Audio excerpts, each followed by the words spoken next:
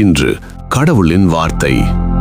ஏசாயா 65 அதிகாரம் 13 ஆதலால் கர்த்தராகிய ஆண்டவர் சொல்லுகிறார், இதோ என் ஊழியக்காரர் புசிப்பார்கள், நீங்களோ பசியாயிருப்பீர்கள். இதோ என் ஊழியக்காரர் குடிப்பார்கள், நீங்களோ தாகமாயிருப்பீர்கள்.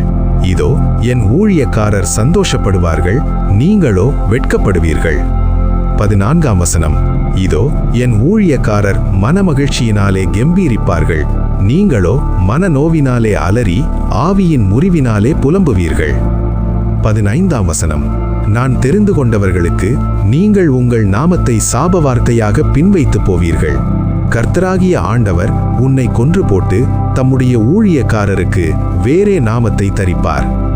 16 அதனாலே பூமியிலே தன்னை ஆசீர்வதிக்கிறவன் சத்திய தேவனுக்குள் தன்னை ஆசீர்வதிப்பான்.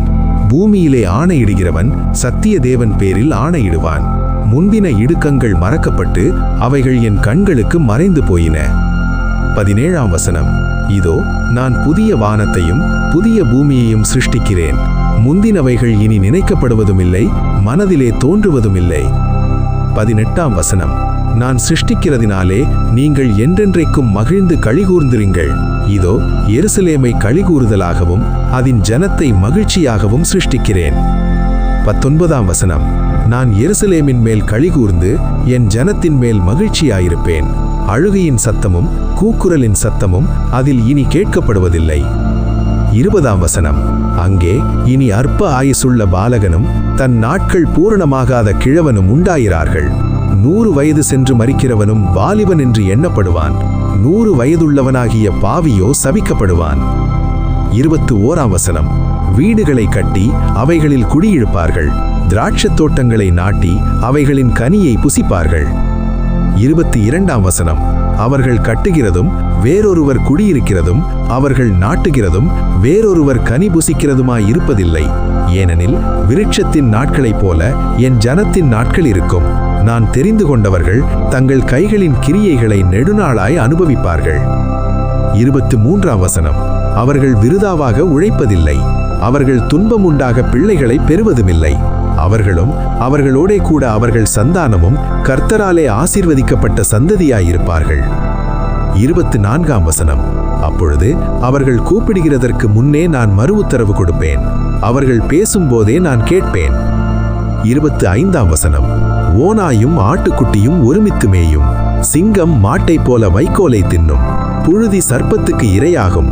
என் பரிசுத்த பர்வதமெங்கும் அவைகள் தீங்கு செய்வதுமில்லை, கேடுண்டாக்குவதுமில்லை என்று கர்த்தர் சொல்லுகிறார்.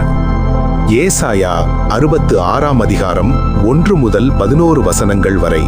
முதல் வசனம். கர்த்தர் சொல்லுகிறது என்னவென்றால், வானம் எனக்கு சிங்காசனம், பூமி எனக்கு பாதபடி. நீங்கள் எனக்கு கட்டும் ஆலயம் எப்படிப்பட்டது, நான் தங்கியிருக்கும் ஸ்தலம் எப்படிப்பட்டது. 2ஆம் வசனம். என்னுடைய கரம் இவைகளை எல்லாம் சிருஷ்டித்ததினால் இவைகளெல்லாம் உண்டாயின என்று கர்த்தர் சொல்லுகிறார். ஆனாலும் சிறுமைப்பட்டு ஆவியில் நொறுங்குண்டு என் வசனத்துக்கு நடுங்குகிறவனையே நோக்கி பார்ப்பேன். 3ஆம் வசனம். மாட்டை வெட்டுகிறவன் மனுஷனை கொல்லுகிறவனாகவும் ஆட்டை பலியிடுகிறவன் நாயை கழுத்தறுக்கிறவனாகவும் காணப்படுகிறான். காணிக்கையை படைக்கிறவன் பன்றி இரத்தத்தை படைக்கிறவனாகவும் தூபம் காட்டுகிறவன் விக்கிரகத்தை ஸ்தோத்திரிக்கிறவனாகவும் இருக்கிறான். இவர்கள் தங்கள் வழிகளையே தெரிந்து கொள்ளுகிறார்கள். இவர்களுடைய ஆத்துமா தங்கள் அருவருப்புகளின் மேல் விருப்பமாயிருக்கிறது. 4ஆம் வசனம். நான் கூப்பிட்டும் மறு உத்தரவு கொடுக்கிறவனில்லாமலும் நான் பேசியும் அவர்கள் கேளாமலும் அவர்கள் என் பார்வைக்கு பொல்லாப்பானதை செய்து நான் விரும்பாததை தெரிந்து கொண்டது நிமித்தம் நானும் அவர்களுடைய ஆபத்தை தெரிந்து கொண்டு அவர்களுடைய திகில்களை அவர்கள் மேல் வரப்பண்ணுவேன். 5ஆம் வசனம். கர்த்தருடைய வசனத்துக்கு நடுங்குகிறவர்களே, அவருடைய வார்த்தையை கேளுங்கள். என் நாமத்து நிமித்தம் உங்களை பகைத்து உங்களை அப்புறப்படுத்துகிற உங்கள் சகோதரர் கர்த்தர் மகிமைப்படுவாராக என்கிறார்களே, அவர் உங்களுக்கு சந்தோஷம் உண்டாகும்படி காணப்படுவார், அவர்களோ வெட்கப்படுவார்கள். 6ஆம் வசனம். நகரத்திலிருந்து அமளியின் இரைச்சலும் தேவாலயத்திலிருந்து சத்தமும் கேட்கப்படும். அது தமது சத்துருக்களுக்கு சரிக்கு சரி கட்டுகிற கர்த்தருடைய சத்தம்தானே. 7ஆம் வசனம். பிரசவ வேதனைப்படும் முன் பெற்றாள், கர்ப்ப வேதனை வருமுன் ஆண் பிள்ளையை பெற்றாள். 8ஆம் வசனம்.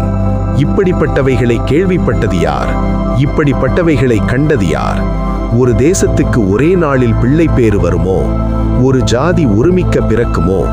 சீயோனோவெனில் ஒருமிக்க வேதனைப்பட்டும் தன் குமாரரை பெற்றும் இருக்கிறது. 9ஆம் வசனம்.